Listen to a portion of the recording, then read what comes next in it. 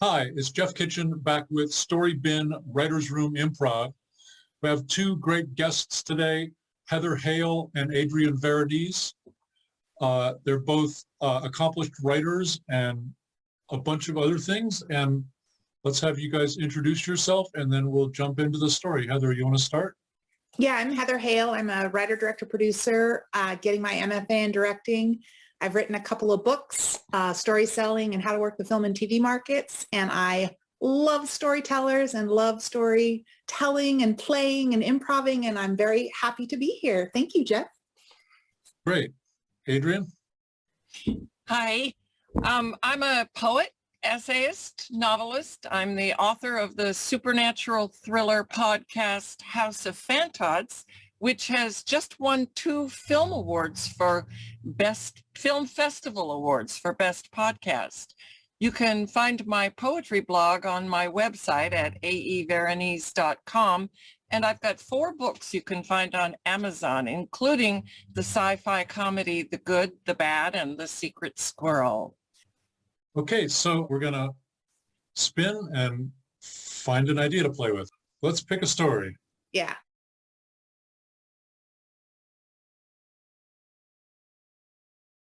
Three nuns accidentally rob a bank and are forced to hide out in the criminal underworld as they try to straighten it all out. Interesting. I'm getting a sense of deja vu here. A nun on the run. Does she sing?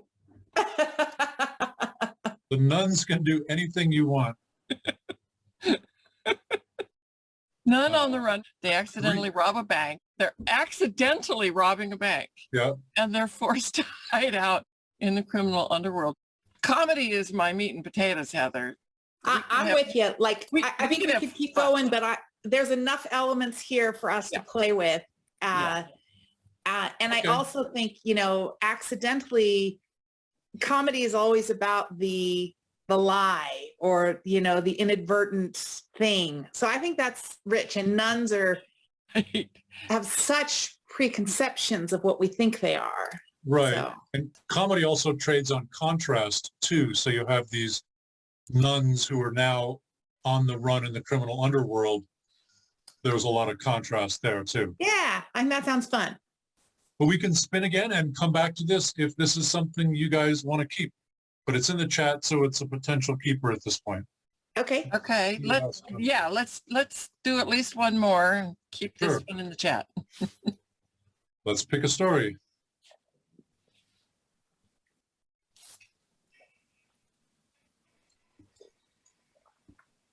$12. Let's see what that is. You could pick a number, like 11 was my athletic number. We could just randomly pick a number too. Because we don't know what they are. Right. Good point. Okay. Well, but let's hear 12. Well, here we can cheat it too, because I can read you 11 and 12 and maybe one of those. Okay. So here's the real 12. A phone center employee starts calling his clients randomly saying he's lonely and needs their help. He gets several complaints, but then descends into madness and starts visiting people's homes. So that's 12. Ooh. I actually love that, but I don't know that he needs to descend into madness. I could see that as a fantastic comedy connecting people and very poignant for this time period. But let's hear that. Yeah. Well, let me put it in the chat. Then we have commemorated it. Let's see, where does the chat want to go? Could also be our subplot to our nuns. And they could, Right. I like the way you think, Heather. Yes. Okay, and then we have number 11. A man discovers a way to achieve instant reincarnation and uses the ability to become a new person daily in an attempt to impress a woman he loves and who doesn't even notice him. So let me put that in the chat because it sounds a bit like Groundhog's Day. Yes. Yep. Which is one of my favorite movies of all time and one of the best comedies of all time. But this is like, he can be Cleopatra one day and Napoleon the next. You can what was it George Carlin said? Why is it everybody was reincarnated from Cleopatra, some rich and famous? From Defending Your Life, Albert Brooks. Right. Right. So do either one of those do anything for you? I like them all. I think it's Okay. interesting because the achieving instant reincarnation also means he has to die every day. So it's got almost an Edge of Tomorrow element of replaying a video game. And with Groundhog Day, he had to keep relearning. Well, actually, he didn't. In Groundhog Day, he had got to retain all of his knowledge.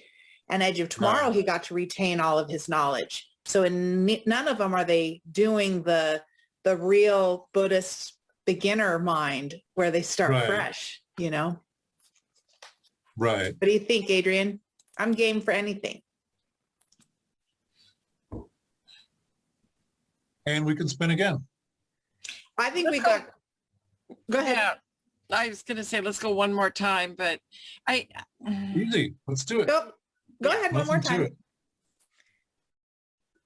You're going to get an embarrassment of riches here. That's good. Let's pick a story idea.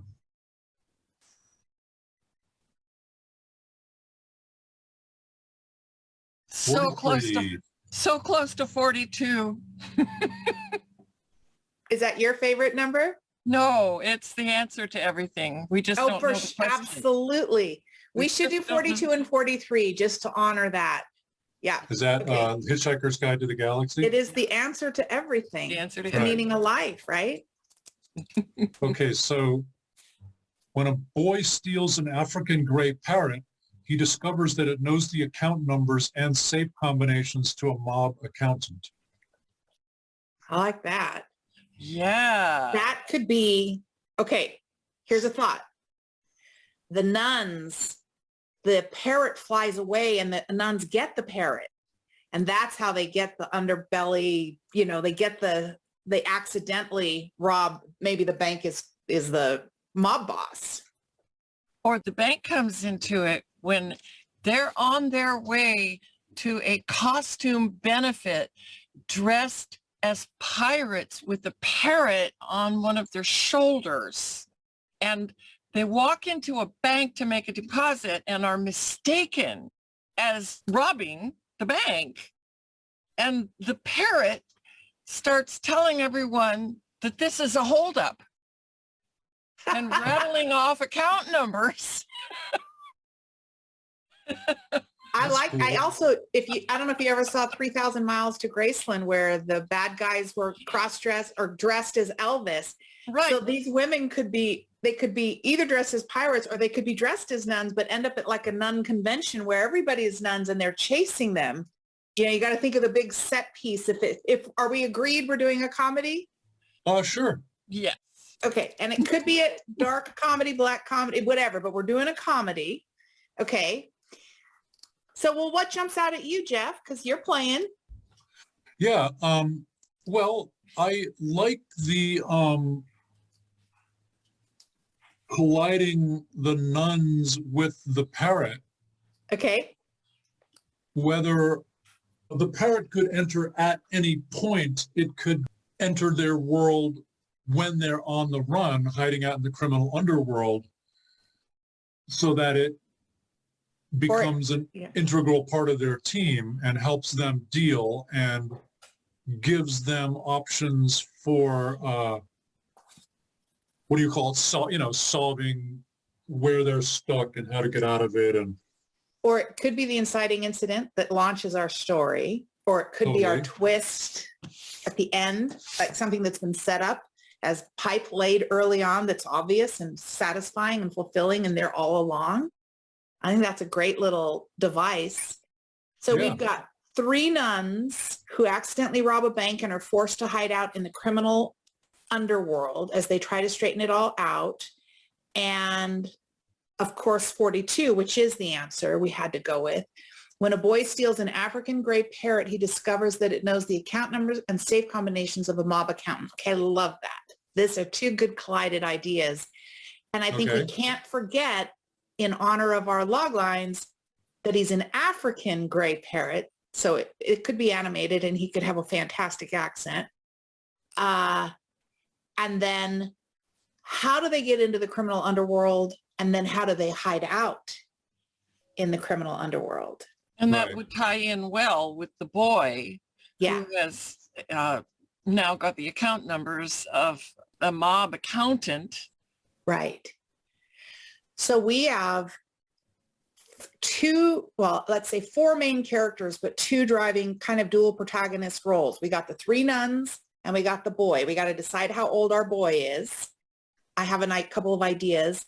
And then the milieu or the antagonist is this underworld mob boss, accountant, whoever we're dealing with there. So I would make a vote for the boy being at a really precipice threshold age. So 11 is a fantastic age for him to be. Yeah. You know, he could be, of course, 16, 19. He could be 4. Like, what are you guys feeling for the age of the boy? Yeah, pre-adolescent, 9 to 11. Because it's the formative years and it's where they can really influence the rest of his life in a profound way. Whereas if he's 19, he's already kind of made some substantial choices. And Sure. He's just beginning to adopt more fringe ethics in order to survive the streets. He's on his own. He's starting to steal, and that's how he ends up stealing the parrot. It belonged to the mob accountant. Okay. So are we agreed? So I think 11 is good because he's not a child. He's not quite a teen. It's that threshold, you know, one leg in both worlds. And really, innocent in a lot of ways still. Yeah, still innocent. So he steals. So that's the real operative verb in there that we're given. So he's stolen it from the mob accountant, not the mob boss. Right. Which is really good because the mob accountant, I think, has used the parrot as his safety device, right? If he gets killed, the parrot knows everything. That's kind of his stopgap backup plan. But if anyone comes into his office, they would hear it. So he's got to keep that parrot secret. So does he have a second family? Where is that parrot kept that the mob boss doesn't come in and hear? Or does nobody else know that those are those numbers? Maybe they just think he's singing nonsense. What do you think? Right. And so this is really the thing where they write everything down and stash it away to protect themselves if stuff goes sideways. Yeah. Got it. Now, do you all know about African gray parrots? I probably don't know enough about them. Well, they're considered, I believe, the smartest bird there is. And they can repeat anything. One of my clients, John Leguizamo, had one as a pet. And I was at his house doing a consult with him. And the phone would ring in the next room. And I say, do you need to get the phone? And he goes, that's not the phone. I'd be like, okay, I didn't know what to make of that. And then later on, the phone's ringing. I go, you don't have to get the phone. He goes, that's not the phone. That's my parrot. I love that. It's an African gray parrot. And the bird, literally like a tape recorder, it played the ringing, the phone, and then you'd hear the phone pick up. And then it says, hey, this is John, we're not here. And then you hear the tape fast forwarding and go blah, blah, blah, as it gets up to where it's going to record. And then it has the recording and then the click, like everything, like literally like a tape recorder. I love that. Wow. And they're very smart. They can learn a lot of words. And they've had some that they've trained, you know, where you can say what color, you know, you put a bunch of blocks out in front of it and say, what color? He goes green, blue, you know, and which one is round? Red. They're like, it really knows these things. It's not merely repeating. So they're very smart and they're literally like a human tape recorder. It's literally a tape recorder. I was just going to say, we have mockingbirds. I just moved to Savannah and they have mockingbirds and you'll hear the ambulance. Yeah. Yeah. Yeah. And it's like, wow. And it goes through a series of sounds that it hears over and over. And you're like, what is that? The UPS truck, it makes those, it's so fascinating. Yeah. I love and it. These are like that times 100. and they live a long time, and they really, they can be quite mean. Oh, Like I would say, John brought it out, and I was like, "Oh, let me pet." He goes, "No, no, man, he'll take a chunk out of your finger." okay. So But that could it's an work. interesting player. And he's got to be a character, and he's got to have a name. And is it a male or female? I think And also, I was just going to say the chunk out of the finger, his being mean should play in at a climactic moment or a critical plot point. Yeah. the accountant names him Savant because he's always just randomly rattling off numbers. And it's a way of concealing the meaning and the significance of those numbers. I love, it's like, Oh, Rain that's Man. just Savant. Yeah. Yeah. He's just Right. doing And his thing.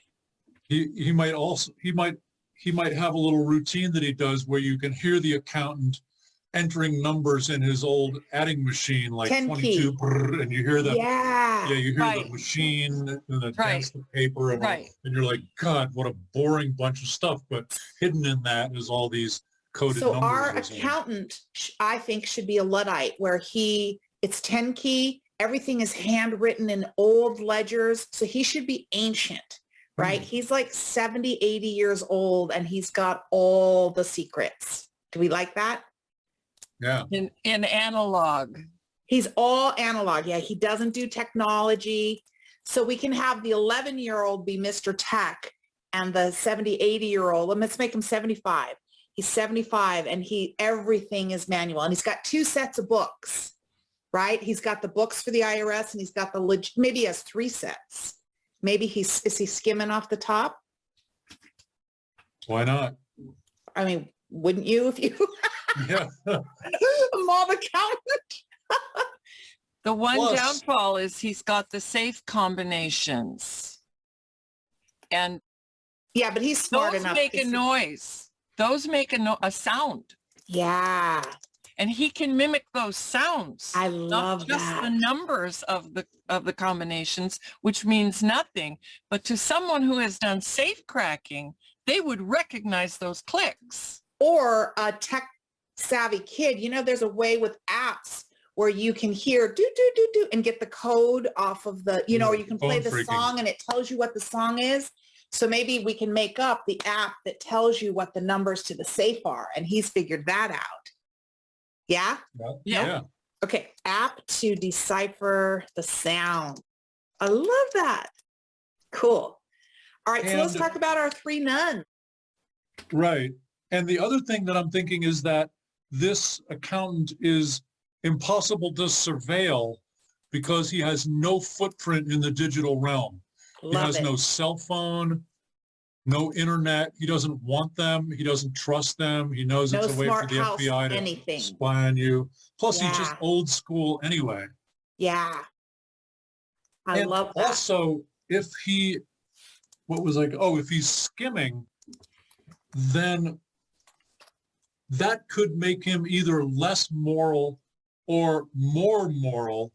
Like if he's robbing from thieves, he may think he's doing some good, which makes him more potentially, what do you call it? Like a crack in his armor that the nuns could exploit, especially Maybe, if it's or like, he steals and donates to the church, and we Yes. bring it full circle. He's like Absolutely. a Robin Hood, where he knows his hands are dirty, but he does what he can to sleep at night and feel okay with what he's doing. And the nuns are in the bank to deposit what he has donated to the church. The kid is there with the parrot. The parrot starts mimicking the sounds of a robbery, including gunshots, like from a movie. like from a movie. Right. The accountant watches old school I love it. lobster movies, the Yeah. old black and white, right? And then the flashback non-linearly to how did the kids steal the parrot? Because we got to see that in our backstory, or we don't have to, but that's a pretty interesting scene. He's on his own. This kid is on his own. He's a feral child. How did he And get the he- parrot? He has stolen the parrot from the accountant. He breaks into the accountant's home and ends up stealing the parrot because he recognizes that the parrot is vocalizing something of value. Yeah. And he'd probably have to be like behind them in line, like he's going to deposit his shoe shine money in his account or something, because there'd probably have to be proximity, like the parrot is right behind the nuns and the teller thinks the nuns are saying, put the money in the bag and nobody gets hurt. Right. He's Okay. pawned everything he could. They didn't want the parrot. So he shoves the parrot into his backpack, takes the cash from the pawn shop down to the bank to deposit it. And when he leaves the pawn shop, someone else should say, you idiot, that was the thing that was of most value that you Right. had, that he had. And that's XYZ mob boss's parrot. So then you could have someone else following them that has a knowledge that that's what that parrot knows. Right. And it seems like the accountant should be after them, hoping the mob boss doesn't find out. Exactly. And if they run across the border into Mexico, which is a largely Catholic country, then their currency as nuns has more weight there. And maybe we find out that the accountant probably wouldn't really hurt the kid. I think the accountant may be a little more moral than most of the, sea he's in. What do you think? It's possible. During the robbery, in which the nuns are mistaken as thieves and given money and they all run out in a panic, I think at that point, the parrot pops his head out of the backpack. Somehow it ends up a story in the newspaper that a parrot was involved in a robbery, and the accountant recognizes the story. That's when he puts the mob on the kid's track. Or the mob boss recognizes the parrot and thinks the accountant is stealing from him. Oh, I like that even better. Right? And so the Right. mob accountant is actually trying to get his parrot back, who he loves, and protect the poor kid who doesn't know what he's gotten into. He's like kind of in a thriller comedy, kind of like The Whole Nine Yards, right? It's a comedy thriller where the kid has no idea. He thinks he's stolen a parrot. He has no idea. And so there's layers of who knows what when, but that when it hits the news, the mob boss is sure it's the accountant screwing him. And technically he is skimming him, but he's not, there's a layer of that. And I think the accountant probably tithes 10% and he's just making him. So the nuns need to end up going in hiding. The kid takes them. He's like, come with me. I know how to get out of here. He's got a tunnel across the border and he's like, knows the underworld. He's a hustler. He's like, he's like, we can hide here, this guy. Right. And he might like the parrot just because it has funny lines from the movie. Like it's always coming up with something. I love that. It's just like a cool toy for him from one point of view. He's the comic relief. Yeah, I love that. The other thing that occurs to me is that if the accountant has some moral compass, then the nuns could awaken that, amplify that, and bring out the good person in him by the end of the story, so that he's much more of a turn state's evidence type of possibility. Agreed. Right.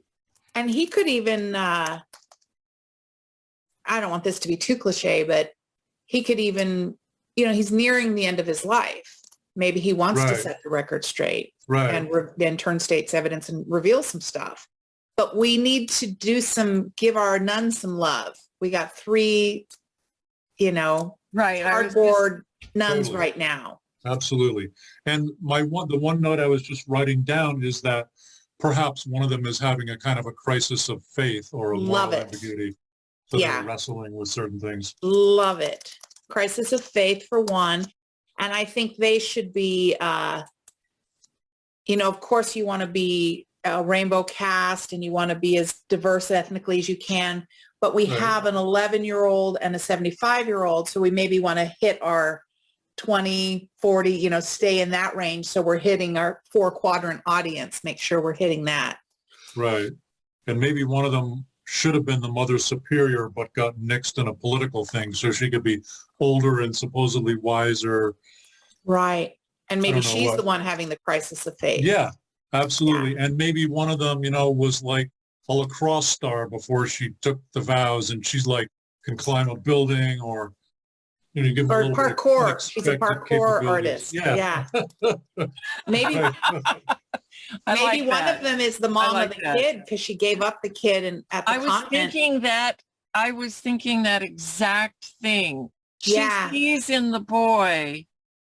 In fact, it could end up being one of those odd synchronicities where the child actually is the child she gave up, the boy. She could have, a lot of times they would give the child up at the convent or the fire department, and then she just went in out of shame or whatever, and then somehow, life is it could be as coincidental. That could be one of those mysteries that we never quite solve. He could be, oh my God, his eyes are this color or whatever.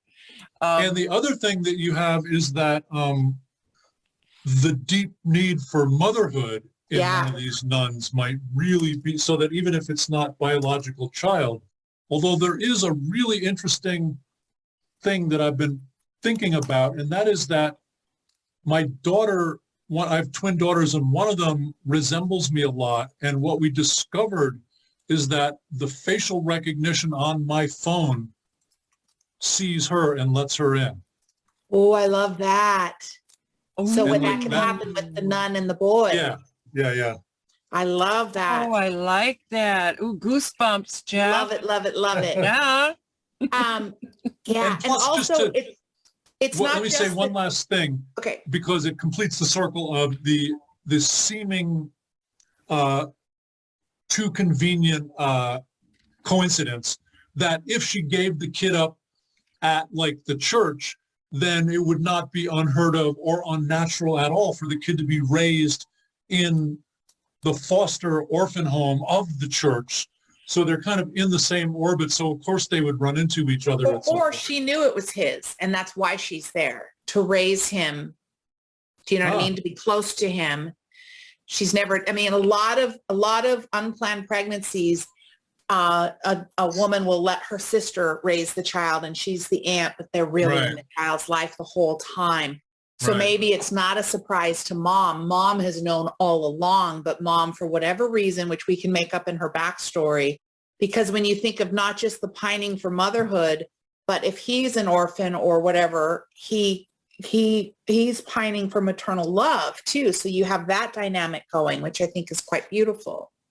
And it could be a reveal toward the end, because it's been a deeply held secret. Maybe she's the one that has the crisis of faith. Yeah. She's younger and she's like, maybe I made the wrong decision. It doesn't mean she's losing her faith per se, but that path might not have been, she maybe was social pressured into that because she was pregnant at 17 or something, and maybe she made the wrong decision.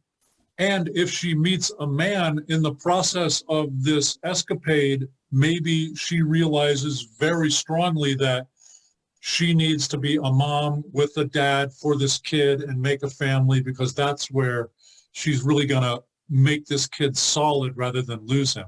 But I would say no to that. Yeah. Okay. We both the women say no to that. Yeah. Because it's always the man completes the pic. Like, no, that's not even it for me. I think we want to be careful not to challenge a major religion in that way. Oh, I don't have a problem with that. I don't either. If we're telling it as a mainstream story, if we're following a classic, we can. I'm all for that. It's what I do. I challenge organized religion. That's kind of my thing. But in this setting, if we're I think it's one too many story arcs. Okay. I don't think so. I just, but I'm happy to keep it simple, stupid, because that's a good, rule to follow. My concern is to be too stereotypical patriarchal in our linear, like, let's have this be our goal. I think it's fine for a woman or a man or anybody to challenge to question a life decision they made that has far-reaching consequences, because you can't go back in time, but you can change your path. And so I think that's a very powerful decision for her to make. And the more we can have these characters at critical junctures that are these dilemmas that they have to deal with, I think that's a powerful place that's a pivot point for that character that the story can hinge on, but we don't want to end up with mud. I respect that. She was where he is, and that's how she ended up an unwed mother. And she knows he's at a juncture in his life where he needs the guidance. He needs the nurturing of more than just a group of nuns. Well, perhaps she could step away from the church or away from her role as a nun and adopt the role of caregiver, of guardian. But she was never an unwed mother. In maybe our story, she was a pregnant teen. I know it's a finite difference, but it's significant. You're very well said. Yes, thank you. The other thing that occurs to me as you're talking is that if she came up on the rough side of the tracks, then maybe she has skills as a thief and knows all the players. If she's been in that neighborhood, she'd know all of them. Maybe one of them is the dad. In fact, there doesn't have to be a coming together of the nuns and the kid with the parrot. Maybe that's where the facial recognition comes in, not the mom, but the dad. Oh, wow. The nuns go, she leads the three nuns to the underworld that she remembers her contacts from. And the boy with the parrot comes back into the picture when that group that the nuns are hiding out with are tasked with finding the boy with the bird. Because there's a reward out for him or something like that? Or the opposite, they're trying to rescue him? Because the accountant goes to the mob and says, that bird knows all your account numbers. Right. You also you have the pawn of the boy or the mom, the mother nun.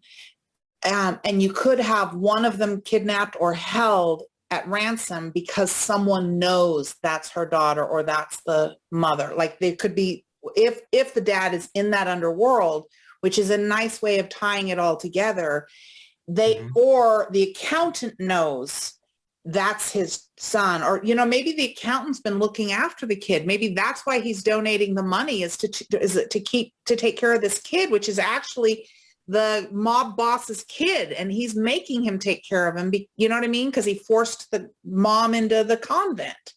Oh, yeah. You think about payback and consequences and right. Kind of Monte Cristo, like this old accountant is just trying to level. He's not stealing for himself. He's trying to level balance the books in terms of retribution. Okay. It's interesting. And so do we need to focus on the nuns more, or have we spun that part of it up? Well, we're missing two nuns and we're missing our comedy. I think we've got our spine of our story and we have comic relief, but what's the comic premise? Like, what's our comic set piece? The bank scene could be very funny, but that's our inciting incident, right? Right. Yeah. Where and how are they in hiding? I mean, I know we're just figuring this out, but, in Mexico, here, in plain sight. And are all three in hiding? Is the boy with them? In the back of a nightclub that one of the mob bosses owns. That's like an illegal gambling thing in the back. Right. Maybe a speakeasy type thing. The dialogue between the three of them. Are we current time? We could change our time period. Are we the present? Absolutely. Might be better to have it be like in the 50s or 40s or even the 70s. No cell phones. Like, every one of those things would change it. So let's put a pin in that. Yeah, let's put a pin in that. We've got the dialogue between the three nuns in which the reveal that the one nun knows about this nightclub and will be welcomed in because she had this backstory. So we get that, and that can be some comical, that nun is somewhere around like 27 to 33 because she's the mom of the 11-year-old, right? Okay. So what's our climactic, if we want this to be in our fantasy of big budget adventure, family, 4-quadrant comedy adventure, at the end of the day, so I don't want to be stereotypical, but if we're going to be Disney type, mom and boy end up together. Is that agreed? Yeah. Right? Yeah. That seems obvious. Mom and boy end up together. The accountant who has a good moral compass somehow gets away with it, kind of like Tom Cruise in The Firm. Like he's got everybody in a Mexican standoff, but he gets to walk away because he's a decent guy. The nuns should get most of the money. Right? Or not, who knows? It doesn't have to go to the church, but the mob boss, I think the mob boss should sort of have his comeuppance of the opportunity he lost with maybe this was the great love of his life and he didn't know she's been living down the street from him all this time. So you could have the beginning of that possibility, but you don't want that boy having that for a dad as a role model. Right. Right. And there does need to be redemption at some point. Yeah. That's what I'm saying. The mob boss letting the money go to the boy or go to the orphanage or go to scholarships, like allowing that prime, his stolen money to be stolen from him to go to good cause.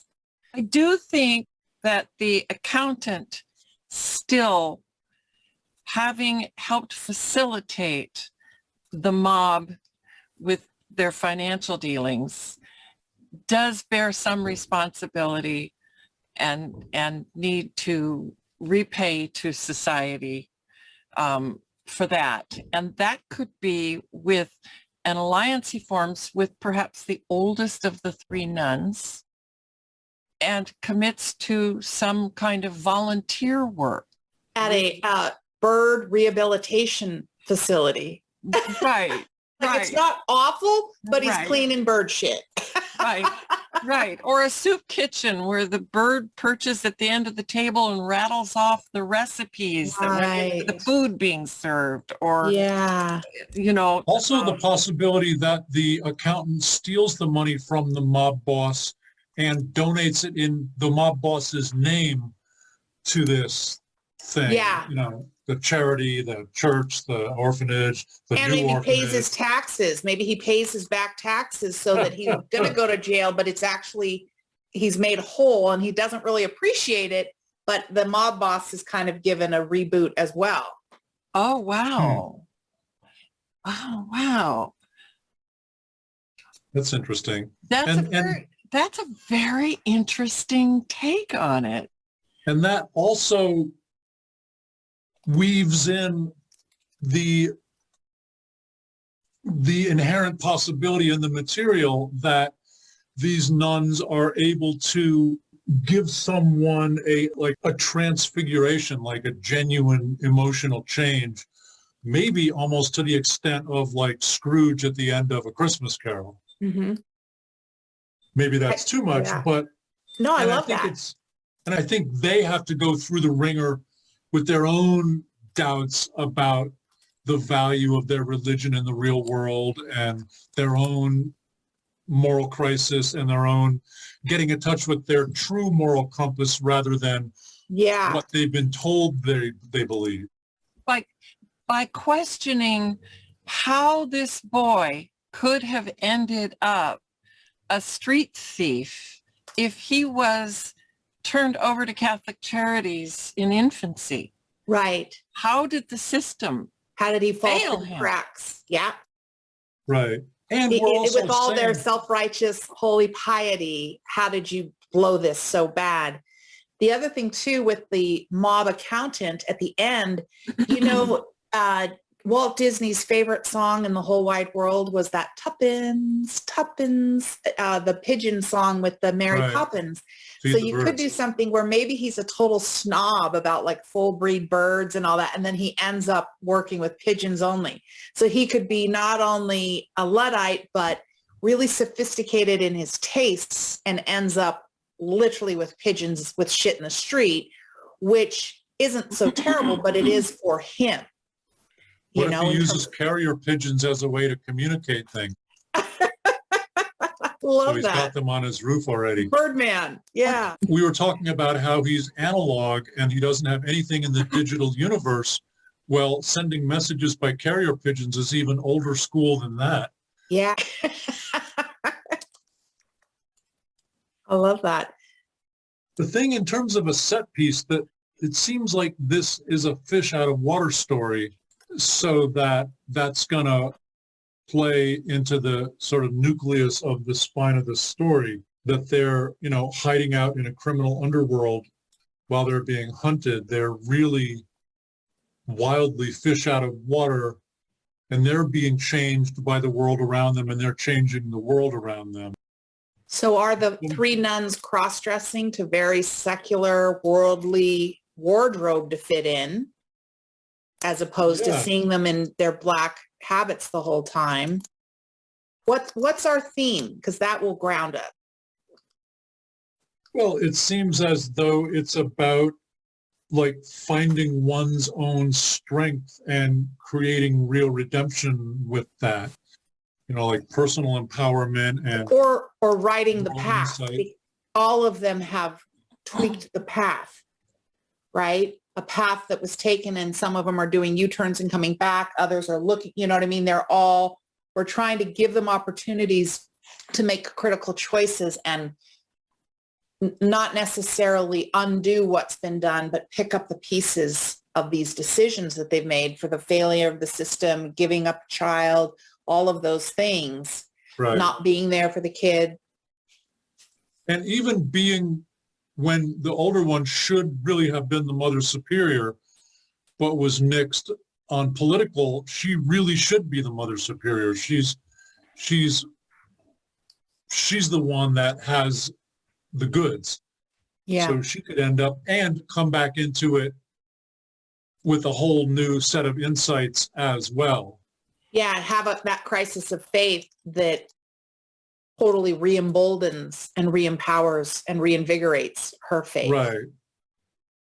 And the other thing is that probably the nun who is the mom to this boy would emerge as the central protagonist. It's very rare to have true co-protagonists. Often you have an ensemble where one of them is really our focus. It seems like the mom nun would be that focus. Or the boy. Yeah. Yeah. The other question is that I don't know if they would hide out in the mob that they've robbed, but just the criminal underworld. It doesn't, I mean, is that what you guys were saying, was that they're fighting inside? No. Okay. The nun who is the mother of who was a mother, Right.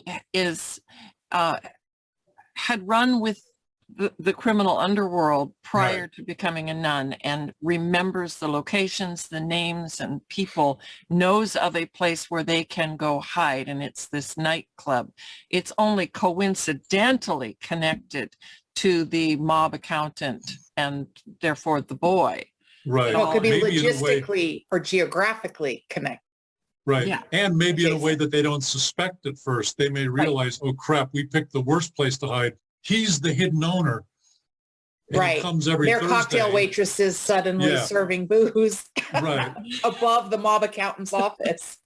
Right. And how did he get in here? Oh, he's the hidden owner. Like, oh shit, we screwed Which is up. quite a good like serialized story, because you have these adjacent environments and these stories that could interweave a lot for a limited Right. series. Yeah.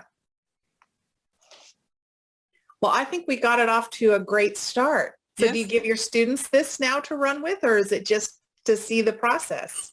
Yeah, no, we'll probably play with it because we're constantly, it's a 2-year program and we're building scripts all the time. It's learn by doing. We just built one complete script. We're starting a new one, and we're for training and exercises. We're constantly picking stories like this and just playing with them, getting them This would be started. a fun one to write. You Like- really would. This It would be, would. I mean, yeah, this would be fun. Well, I hope they do. I hope they have fun with it. All right.